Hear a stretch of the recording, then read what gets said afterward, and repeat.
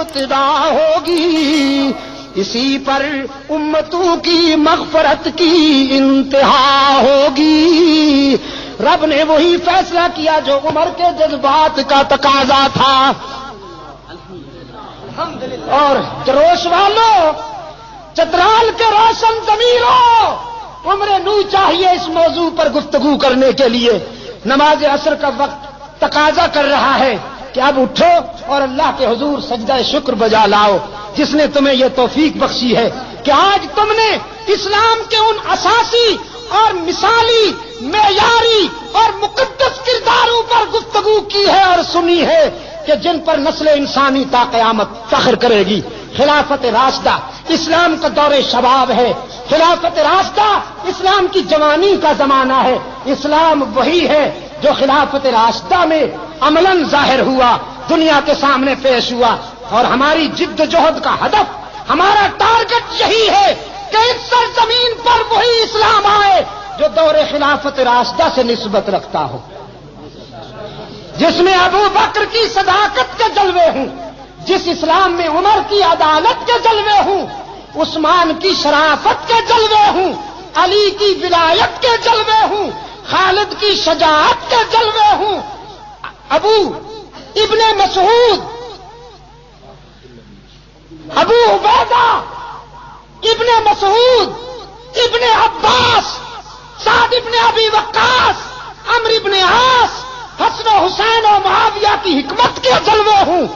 ہم اسی اسلام کی منزل کے لیے کوشاں ہیں، انشاءاللہ یہاں وہی اسلام آئے گا۔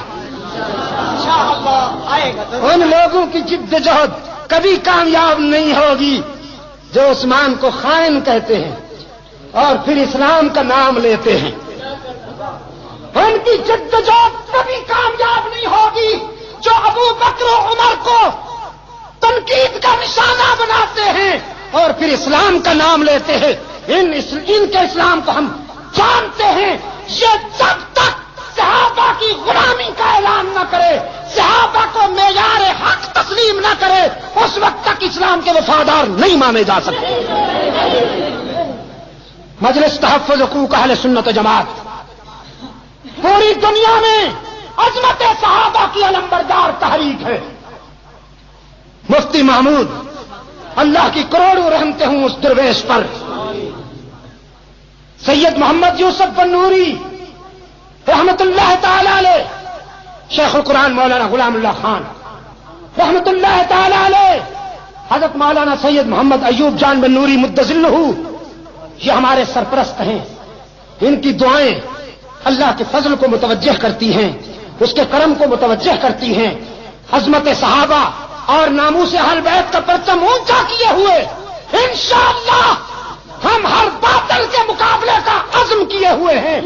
ہماری زندگیاں اس مشن کے لیے وقف ہیں، جب تک زندہ ہیں دشمنان صحابہ کا تعاقب جاری رکھیں گے انشاءاللہ۔ اور میں چترال کے روشن ضمیر مسلمانوں کو اس مثالی، پہلی اور کامیاب جدوجہد پر، خلافت راشدہ کانفرنس کی ترتیب و تشکیل پر ہدیہ تبریک پیش کرتا ہوں، سلام عقیدت پیش کرتا ہوں آپ سب حضرات،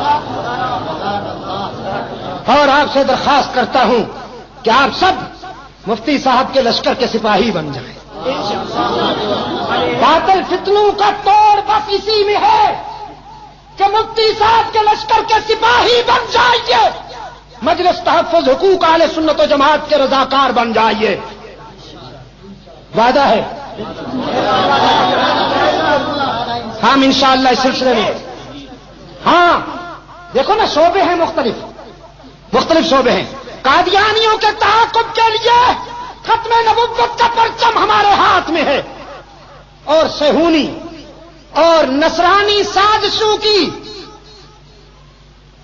نصرانی اور صہیونی سازشوں کے خاتمہ کے لیے محمد الیاس کے ہم سب سپاہی ہیں۔ تبلیغی جماعت ہماری وہ جد و جہد ہے جو آج افریقہ کے صحراؤں میں، یورپ کے شہروں میں، ویسٹ انڈیز کے جزائر میں، برے صغیر کے مختلف مقامات پر کرۂ ارض پر آج الیاسی لشکر اللہ کا پرچم لہرا رہا ہے۔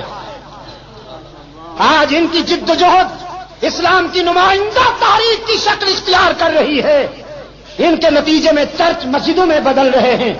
جہاں گھنٹے بجتے تھے وہاں اذانیں سنائی دیتی ہیں. جہاں بائبل پڑھی جا رہی تھی وہاں محمد کا قرآن سنائی دیتا ہے.